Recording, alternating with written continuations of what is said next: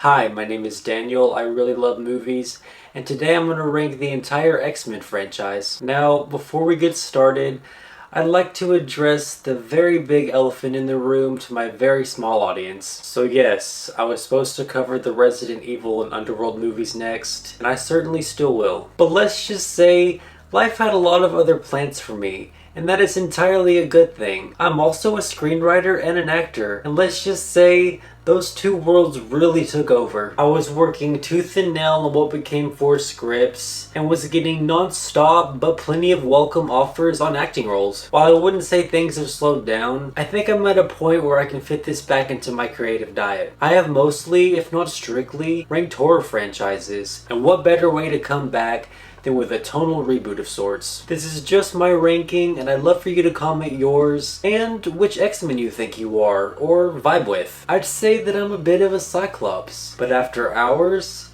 a lot more of a Mystique.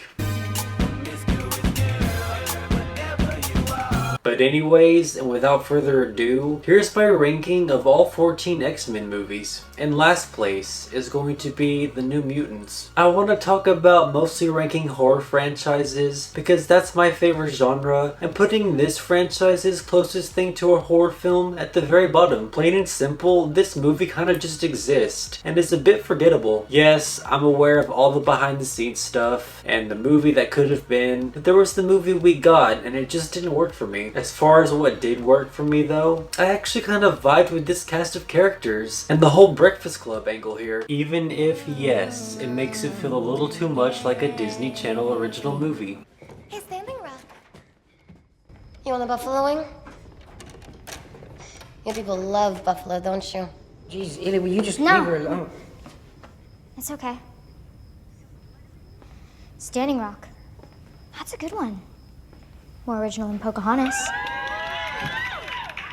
And that's just about it, to be honest. What it really comes down to is how disconnected this one feels from the other movies. Granted, I commend them for at least trying something more contained, but there could have been some more connective tissue here. But in 13th place is going to be Deadpool and Wolverine. I probably should have prefaced this ranking by telling you all that it's going to be very unconventional. My last pick may not have been much of a surprise, but I'm sure this one is. And let's just say I'm just getting started. There was a whole lot this movie was trying to do and be that I just don't think they pulled off. Mostly, this movie felt like the most unfocused, let's just see who wants a paycheck and what we can throw in here piece of nostalgia bait ever. Not to mention one big insufferable Ryan Reynolds advertisement. I'll get more into it when I discuss my next pick, spoiler alert, but I'm no fan of his. I will say that Hugh Jackman is a nice contrast to him, but the way they bring him back is so unceremonious, if not completely contrived. In a movie that already didn't have many emotional stakes or weight, all these callbacks and cameos just felt very hollow and made this movie feel a lot more empty. You see, another thing about me is that I'm not the biggest fan of the modern superhero genre. I'm very much in that camp who loves those early to mid 2000s superhero movies because they actually felt like movies, or yes, events. I grew up on that stuff, and I wouldn't say that this ruined my childhood or whatever. It was more like, if anything, they were insulting their own legacy. This one brought what honestly felt like this big adventure discovering a lot of these for the first time to such a sour end. This movie was just so overhyped, overrated, and quite simply the problem with many modern movies today. In 12th place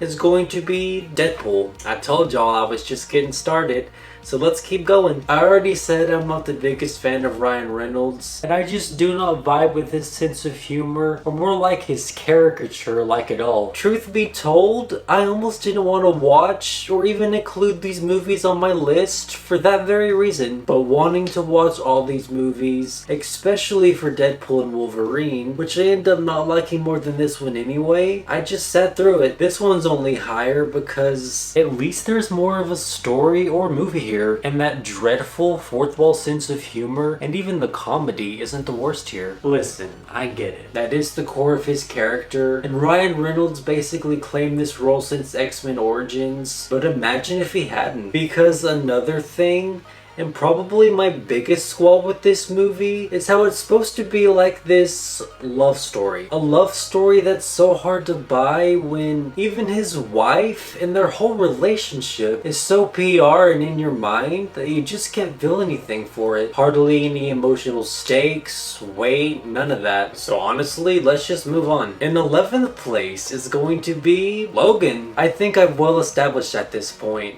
that I'm very much a nonconformist. Getting right to it, I was very well aware of how highly regarded this one was/is. Of course, me being me, I literally had to see it for myself. While I wasn't disappointed when I first finished it, and even felt some sort of catharsis, some more thought and another viewing later, this movie just doesn't do it for me. By and large, this movie sells itself as this big emotional send-off to Hugh Jackman as Wolverine. And while there are some moments that hit, I just don't think it ends up feeling all that earned. And it's in the character, or rather concept, of X-23. On paper, it's actually pretty inspired. Compared to the other solo Wolverine movies, where he's either paired with, or his character arc revolves around these cliched love interests, putting him with a child who's essentially a younger version of him is actually a fresh take. An execution though, I just don't think they quite follow through with or even pay it off all that well. Her character was just very frustrating. I mean, yes, she's a child. It's okay to make her bratty and all, but I just don't think they gave her any redeeming qualities. That,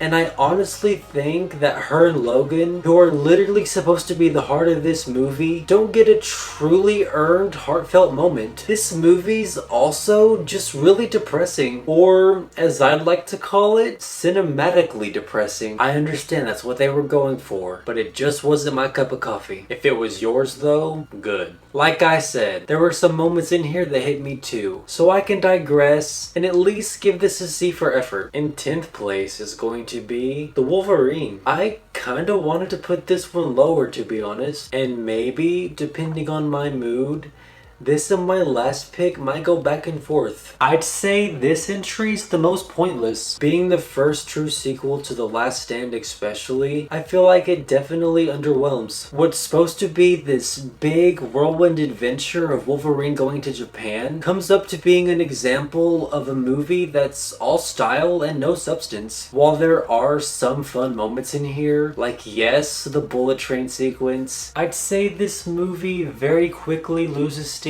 Worst of all, gives us a romance with the driest chemistry I think I haven't seen in any other movie. And a villain, if you want to call her that, who's basically a Timu Mystique.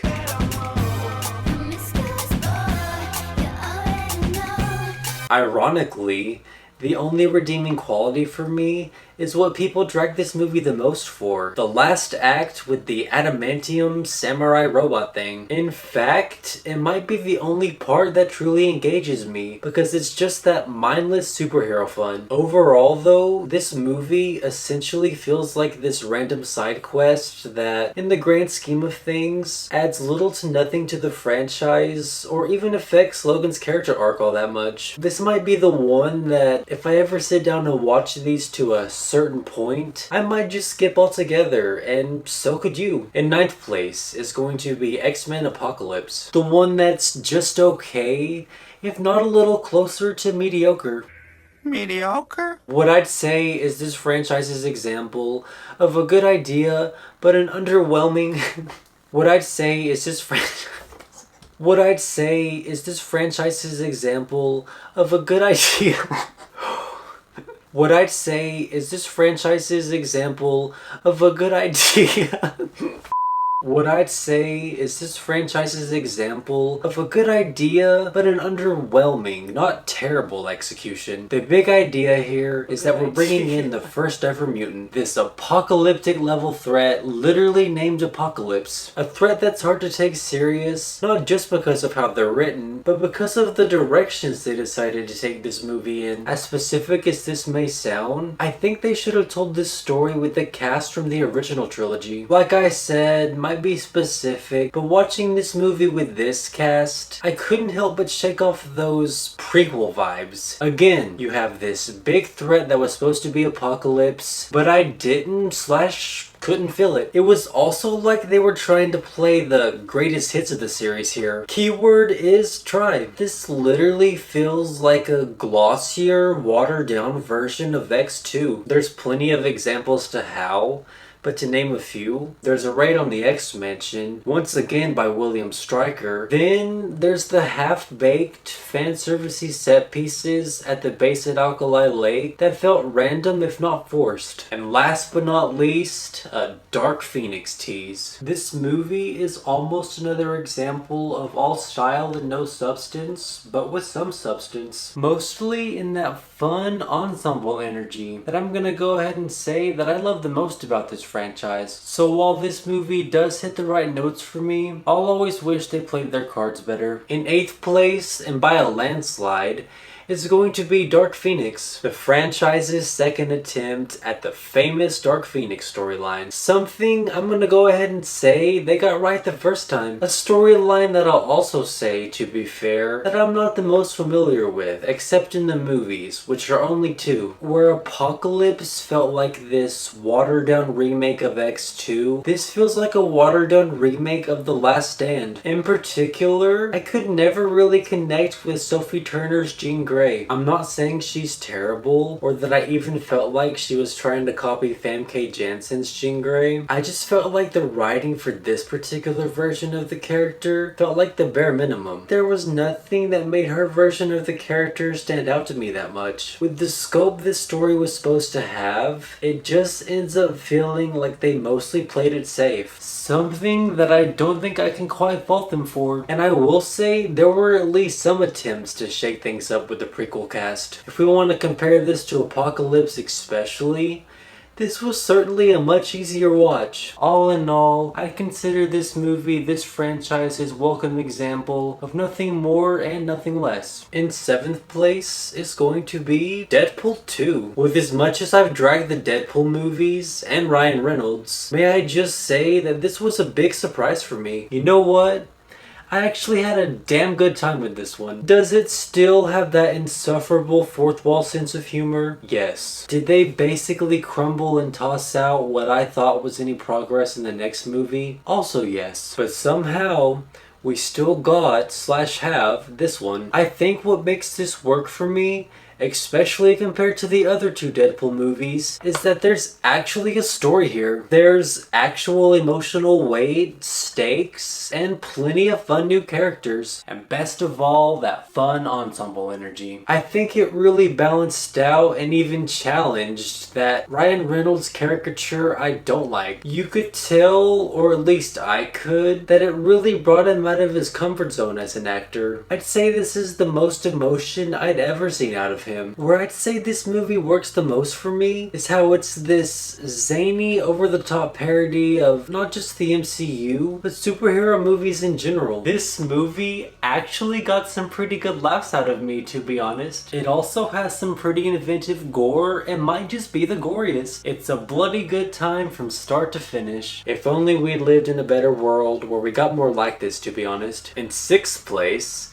is going to be X-Men Origins Wolverine. For what this movie is, I think it is absolutely underrated. And what this movie is, a mindless, fun B-movie that I could turn my brain off the most with. I did say watching these for the first time was and did feel like an adventure, and this movie started it. To give you more context, this was after a pretty repetitive rotation of only watching those first 3 movies, which were a big part of my childhood. And then suddenly, I wanted more, and I finally decided to broaden my horizons. Did the general consensus for this movie make me the most excited to jump in? No. But then I remembered, I don't usually follow the general consensus. And if I was gonna go all in and get past my endless cycle of only binging those first 3, especially past the misunderstood but very much bumpy 3rd one, I just couldn't skip this one. To be really honest, I even set my enjoyment of this movie to either make or break my hype going into the rest. I could have gone right back to a rotation of those first 3 and not watched another one for a while. I mean, this was by no means perfect. It had a completely different vibe than I was used to with these movies and was very much random or bonkers, but low lo and behold, it indeed got me excited to keep going. For that very reason, I think I'll always be able to appreciate and find some value in this one. In 5th place is going to be the original X-Men, the most average of the first 3, but what establishes the certain, hard to describe vibes I love about them. I don't know what I can say about this one that you haven't heard before, so I'll use this one to share something personal. Giving you all a peek into my writing world, there's a certain project that I'd love to give you a nice little tease for. One that fuses 2 popular genres, one of them being a subgenre of horror, with those certain vibes of these movies being what I discovered to be one of its last ingredients. Something I don't think I would have added if I didn't sit down and watch all of them. Movies that we wouldn't have had if it wasn't for this one. I mean, theoretically the comics, but it's more like the vibe or style they brought them to life with that inspired me. And when that project does happen, I can't wait for all of us to look back here and reflect. In 4th place is gonna be X-Men The Last Stand, one that I think is aged well, even though I never hated or disliked it, because lo and behold, it was actually the first one I ever watched. It's such a vivid memory that I almost wanted to put this one higher. But of course, there's just 1 or 2 things holding it back, and it's not the fact that it kills off certain characters in quote-unquote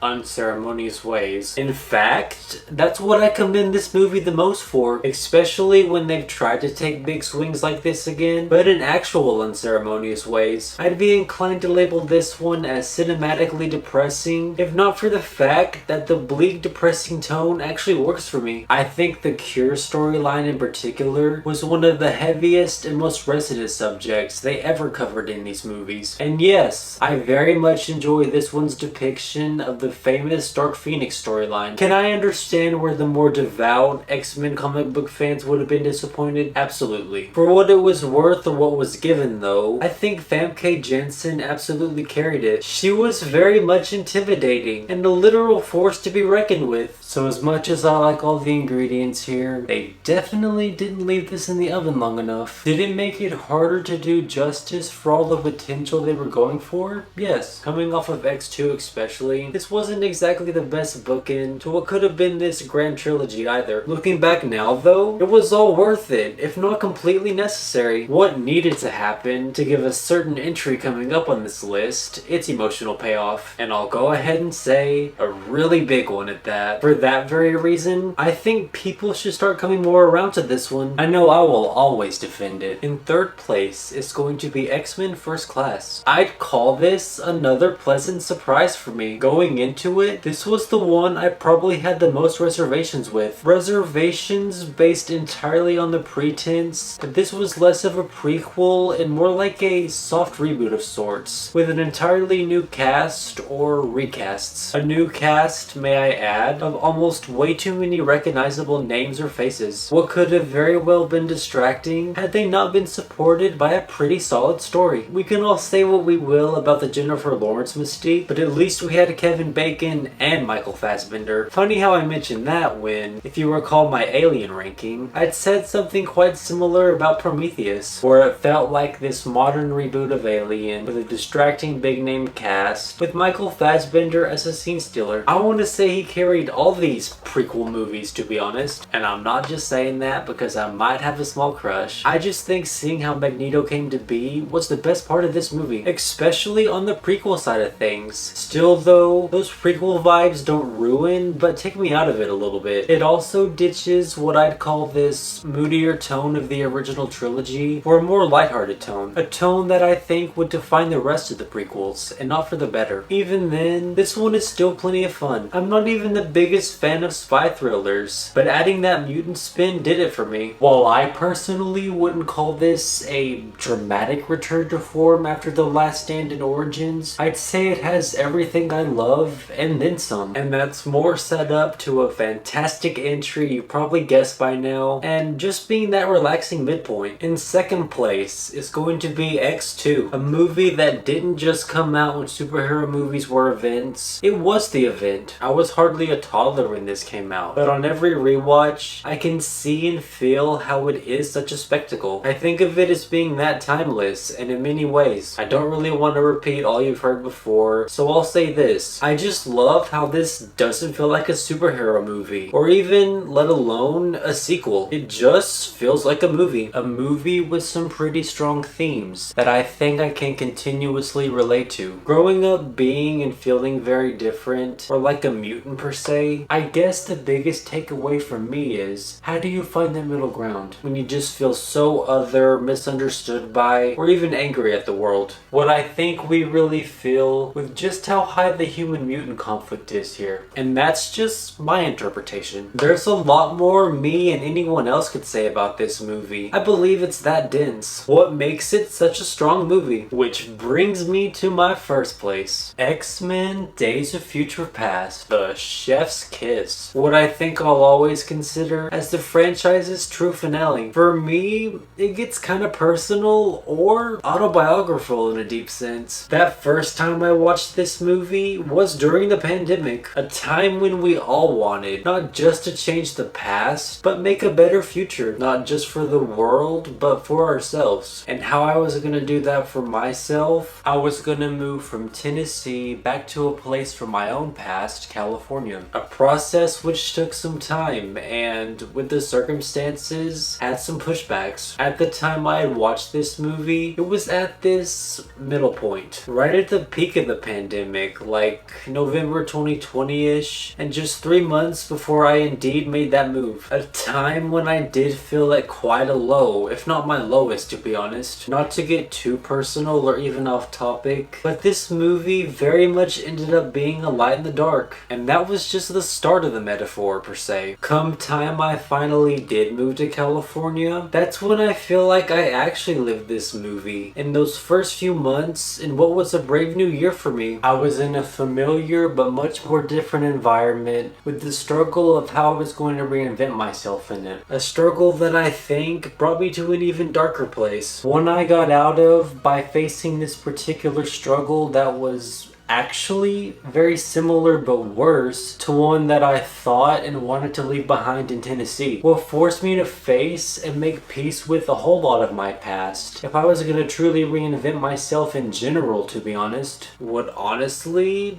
gave me such a reset, just like in this movie. A movie that I could honestly call a therapy session. One that I think literally calls to me when I need it. What always makes me feel some type of reset. Sounds dramatic, but I think that's what movies can be for. And that was my ranking of the X-Men franchise. If you got through all the hot takes, or even agree with some, I hope you enjoyed this video and would love to join me down in the comments. This has been Daniel, and I am so glad I came back here. Like, comment, subscribe, and most importantly, keep loving movies.